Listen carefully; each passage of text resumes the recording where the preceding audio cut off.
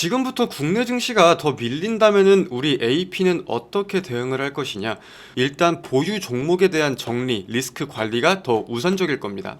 그런 관점으로 봤을 때 보유 종목을 하나하나 짚어본다고 하면 자, LS 일렉트릭은 어렵게 생각할 거 없습니다. 말씀드린 50만 원 기준선 이탈하면은 전량 차익 실현합니다. 그리고 저희 가장 마지막에 진입한 올릭스는 저는 지금 61선 정도를 추세 하단으로 생각을 하고 있는데 그런 구간을 이탈한다고 했을 때에는 일단 손절이더라도 전량 현금을 확보해 두는 게 현명하겠다고 보고 있습니다. 그리고 기준선에 대해 말씀을 드리고 있는 한전기술 기존 12만 2천 원을 말씀드렸고 저는 원래 어제 종가까지만 보고 기준선을 상향 조정시키려고 했었는데 일단 그거는 조금은 보류를 해야 할 것 같습니다. 단 객관적으로 지금 증시의 가장 센 재료는 저는 개인적으로 원전 관련된 재료라고 생각을 하기 때문에 기준선에 대한 유무보다 12만 2천 원에서 13만 원 사이를 이탈하지 않는다면 지속 가져간다는 방향, 그리고 만약에 13만 원을 이탈한다고 하면은 좀 유동적인 판단이 나갈 수 있다. 이 정도로 우리가 흐름을 정리해 볼 수 있을 것 같아요. 자, 그리고 일단 매도 물량이 얼마나 나오는지를 지켜보겠습니다. 사실상 관세 전쟁에 대해서 한국 화장품이 반사주세로 평가될 수 있는 가능성도 저는 충분히 있다고 보고요. 최근에 좀 긍정적인 내용을 담은 외국인과 기관의 매수세도 우리가 무시할 수 없는 형국인데 단기적으로 조금의 매도 물량이 나오는 거에 일희일비를 하진 않겠다라고 생각을 하고 있습니다. 그리고 같은 경우는 사실상 증시의 영향보다는 일정과 정책에 대해서 움직이는 종목이기 때문에 증시의 영향으로 일부 매도 물량이 나올 수는 있겠으나 그거는 우리가 크게 신경 쓸 부분은 아닌 것 같다라고 생각을 합니다. 오늘 한국의 법사위가 진행이 되고 3차 상법 개정안이 상정이 되는 날입니다. 그래서 관련돼 가지고 어떻게 진행이 될 것인지, 지주사들이 어떤 반응을 보일 것인지 여부가 우선적이지 이 종목은 증시의 움직임에 대해서 크게 신경 쓸 종목이 아니다라고 정리하겠습니다. 그리고 네이버와 한미반도체는 저희가 뭐 엄청난 중장기로 보고 있는 종목들이기 때문에 사실상 단기간에 증시가 밀린다고 해서 현금화를 고민하는 종목들은 아닙니다. 일정 부분 분명하게 수익 실현을 해두기도 했기 때문에 같은 관점으로 차분하게 보겠고요. 그래서 보유 종목에 대해서 지금 현금화가 가장 급하게 될 수 있는 종목이라고 하면 LS 일렉트릭과 올릭스가 있겠고 그 다음에 한전기술은 추이를 보면서 결정을 하는 게 맞는 것 같고 그러면 저희가 확보할 수 있는 현금은 증시 하락에 대해서 리스크를 분명히 관리하면서 가는 거라고 느낍니다. 그래서 포트의 지금 종목들이 손실률이 매우 안 좋고 계좌 상황이 많이 안 좋다고 하면 걱정이 많이 될 것 같은데 저희는 지금 포트에 큰 걱정이 없다고 생각을 해요. 저는 우리가 지금 손절이든 익절이든 현금화를 한다고 하더라도 적절한 때에 적절한 명분으로 현금화를 하고 그 다음 시기를 준비할 수 있는 시간이 만들어지는 거지 여기서 증시가 빠진다고 해서 저희가 겁먹고 두려워할 이유는 단 한 개도 없다고 생각을 합니다. 최근에 보유하고 있던 종목이 많지도 않았고 지금 보유하고 있는 종목 손익률이 나쁜 것도 사실은 전 아니라고 봐요. 그렇기 때문에 여기서 증시가 밀리면서 현금화의 기회를 준다는 것은 다음 장세를 준비하는 시간을 만들어주는 것이다. 그렇게 접근을 하는 게 맞지 누군가는 무서워할 수도 있겠지만 저희는 무서워할 필요도 이유도 없다고 생각을 합니다. 그리고 그 다음 시나리오가 저희는 준비가 되어 있기 때문에 더더욱 걱정할 이유는 없다고 생각을 해요. 특히 최근에 가입하신 분들도 증시가 하락하면서 주식에 최근에 시작하신 분들도 이런 장을 처음 겪어보면서 어떻게 내가 시작하자마자 이러네 라고 느끼실 수 있는데 아니요, 시장은 항상 우리의 편은 아니었습니다. 최근에 광기의 영역에서 시장이 많이 올라갔던 거지 늘 말씀을 드렸듯 조정은 필연적이었고 올 수밖에 없었어요. 근데 그 조정의 명분이 이번에 그린란드로 잡힌 것 뿐입니다. 어제 분명히 말씀을 드렸죠. 조정이 만약에 시작된다고 하면 그 이유는 그린란드일 가능성이 높을 것 같다. 그리고 그 장세가 그냥 시작이 되는 거다. 이 정도로만 우리가 이해를 하면 되는 겁니다. 너무 두려워하지 마세요.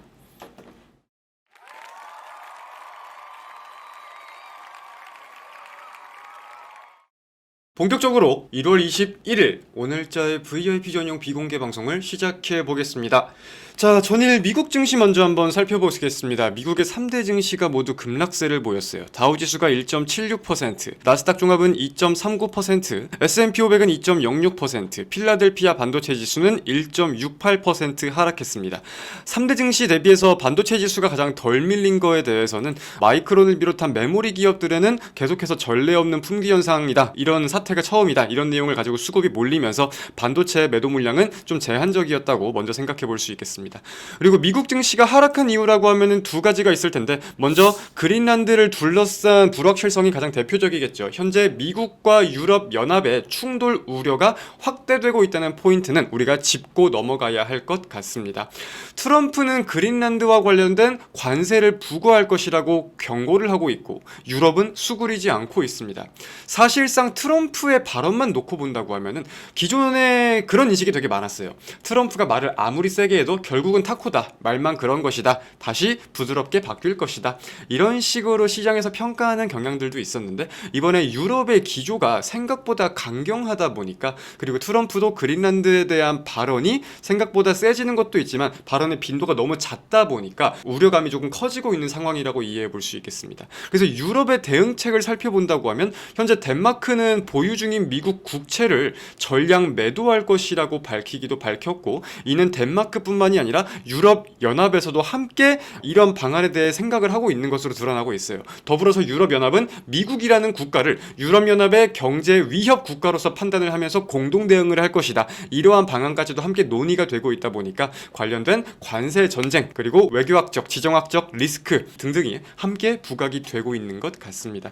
사실상 미국과 중국의 분쟁에 대해 따져본다고 하더라도 되게 큰 악재라고 볼 수 있는데 사실 유럽과 미국은 원래 우호적인 관계잖아요. 시장에서의 인식이 그러한 내용이 매우 강하잖아요. 근데 그 두 연합과 국가가 틀어지는 모습이다 보니까 관련된 우려가 더욱더 크게 반영되는 게 아닌가 생각이 듭니다.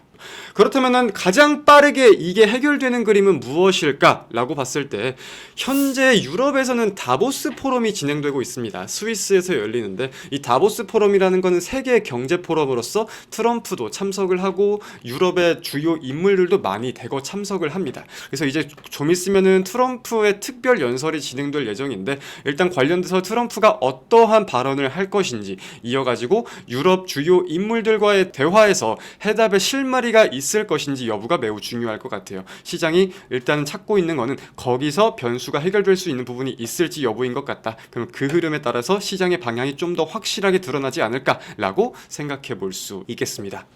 그래서 미국 증시 하락에 대해서는 이게 일단 대표적인 포인트였고요. 어제 국내 증시 대체 거래소 하락도 마찬가지라고 우리가 이해를 해볼 수 있겠습니다. 자, 그럼 지금부터 국내 증시가 더 밀린다면은 우리 AP는 어떻게 대응을 할 것이냐? 자금을 어떻게 써서 어떻게 기회로 잡느냐도 중요하겠지만 일단 보유 종목에 대한 정리, 리스크 관리가 더 우선적일 겁니다. 그런 관점으로 봤을 때 보유 종목을 하나하나 짚어본다고 하면 자, LS일렉트릭은 어렵게 생각할 거 없습니다. 말씀드린 50만원 기준선 이탈하면은 전량 차익 실현합니다.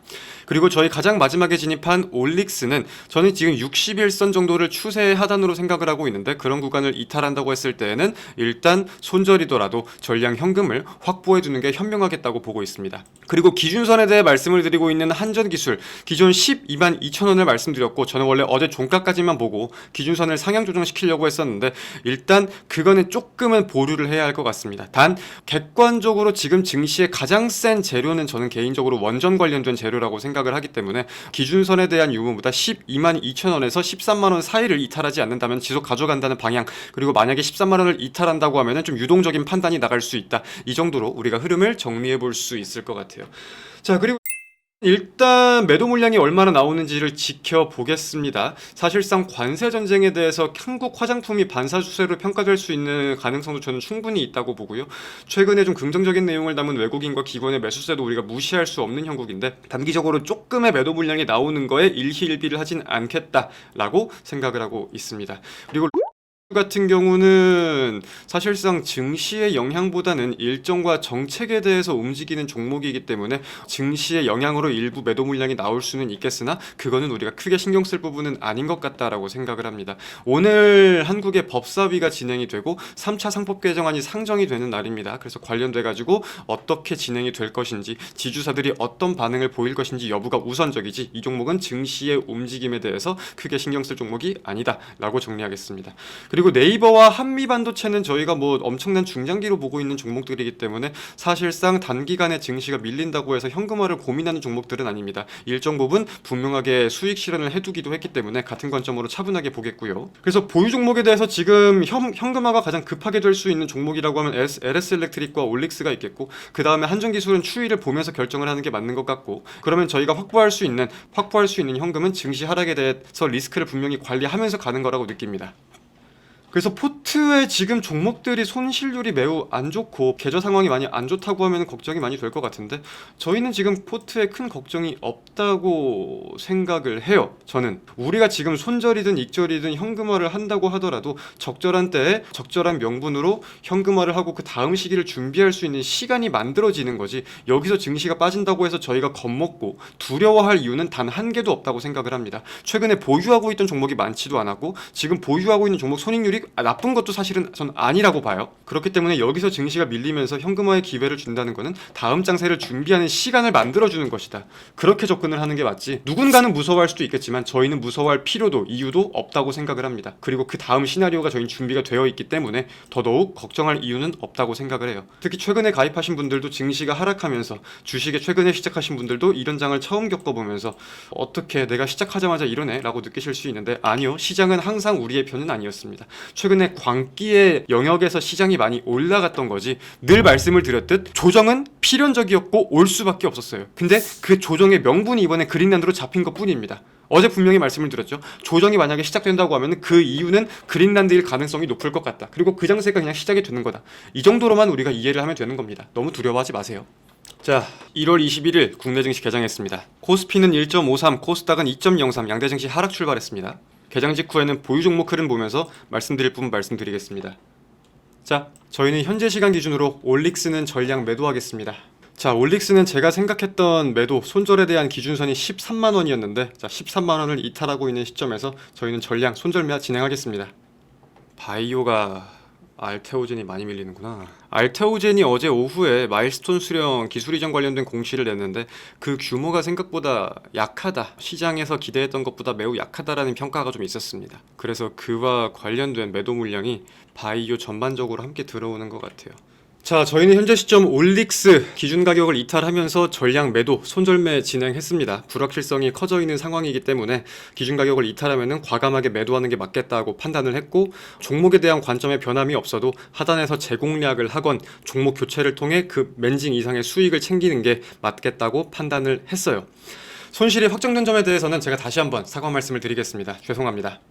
자, 그럼 올릭스 매수 관점, 손절, 매도 관점도 함께 한번 우리가 알아보아야 할 텐데, 먼저 제가 제약바이오 테마 올릭스에 관심을 가졌던 이유는 분명했습니다. 지난주 금요일날 알테오젠의 긍정적인 내용과 함께 제약바이오 분위기가 좀 반전되는 것 같다고 판단을 했었고, JP모건 컨퍼런스가 이제 끝나는 시점에서 차익 물량들이 많이 나왔기 때문에 대부분 종목들이 추세 하단까지 위치해져 있기 때문에 제약바이오의 반발 매수가 들어올 수 있는 관점은 꽤나 많다고 생각을 했습니다. 그 중에서 올릭스는 JP모건 컨퍼런스 관련돼가지고도 그렇고, 이어가지고 비만 치료제나 관련돼서도 그렇고 단기적인 모멘텀이 꽤나 강하다고 봤던 종목이어서 저희가 진입을 했었는데, 객관적으로 현재 제약바이오 섹터의 매도 물량이 생각보다 강하게 나오면서 올릭스도 저희가 잡아두었던 추세 하단 13만원 61선을 이탈하고 있는 모습이었어요.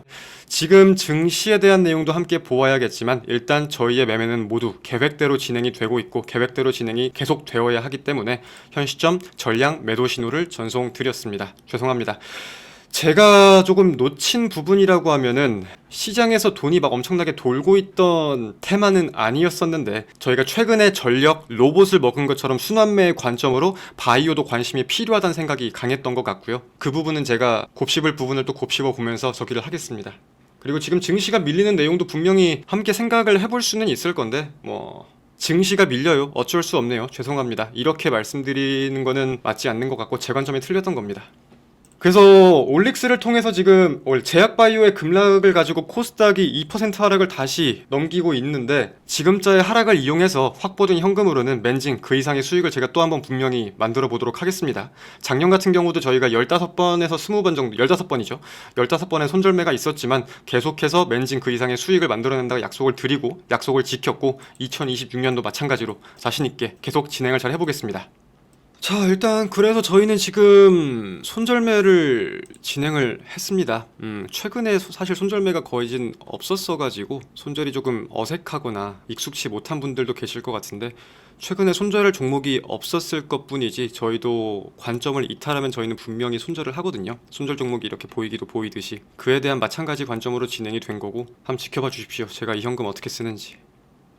그리고 한정 기술은 뭐 매도보다 무조건 매수가 많다라고 볼 수는 없겠지만 저는 지금 원전이 가진 재료가 국내 증시의 재료 중에 가장 세다고 생각하거든요.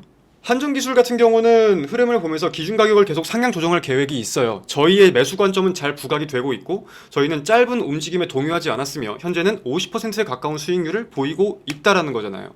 자, 그러면은 저희가 생각할 수 있는 관점은 동일합니다. 올라갈 때 고점을 맞추면서 매도를 하는 게 아니라 추세 이탈로 보는 시점에서 전략 매도하는 전략이 유효하다. 자, 리포트에 제가 뭐라고 써놨습니까? 저희가 주목한 관점은 세 가지였어요. 첫 번째, K 원전의 수출 모멘텀, 그리고 그게 부각될 시 관련 수주 공시가 가장 빠르게 나올 기업이다. 두 번째, 한국의 원전 관련 분위기는 이미 악 중에 악이다. 그럼 리스크는 없고 조금만 반전의 분위기가 나와도 크게 부각될 수 있다. 세 번째, 가장 투자하기 편한 원전 기업, 재무든 밸류업이든 주주 환원이든 최적화가 돼 있다. 이 세 가지였잖아요. 그럼 지금 저희가 보고자 했던 이슈는 다 본 상황이에요. 저희의 매수 관점은 모두 부각이 된 겁니다. 그러면 증시가 어떻든 간에 이건 즐깁니다. 즐기는 게 맞아요. 그러면서 기준 가격을 이탈할 때 전략 매도, 그에 대해서는 항시 준비를 해야겠지만 지금은 떨 이유가 없다는 거죠. 그러니까 제가 증시가 눌릴지 안 눌릴지는 아무도 모르지만 지금부터 증시가 어떻게 가도 우리에게 타격은 없다라고 말씀을 드리는 이유가 뭐냐면요, 객관적으로 저희의 지금 포트는 견고합니다. 나쁘지 않아요. 괜찮습니다. 그럼 여기서 증시가 생각보다 그냥 가파르게 올라간다고 하면은 당연히 보유하고 있는 종목들의 수익률, 지금 수익 중인 것들도 계속 수익률이 올라가겠죠. 그리고 지금 증시를 끌어올리는 대표적인 원전, 전력 이런 테마들이 대표적일 거고, 그럼 수익률을 계속해서 끌어올리면서 우리가 더 큰 현금을 확보하게 될 수 있는 실마리가 될 것이고, 만약에 증시가 밀린다고 하면은 저희도 현금화가 분명히 필요할 겁니다. 그에 대한 기준을 지금 말씀을 드리고 있고 어떨 때 어떻게 현금화를 할 것인지. 근데 저희가 현금화를 한다고 해서 이게 지금 무조건 손절로서 손해를 보면서 하는 건 절대 아니라고 생각을 하거든요.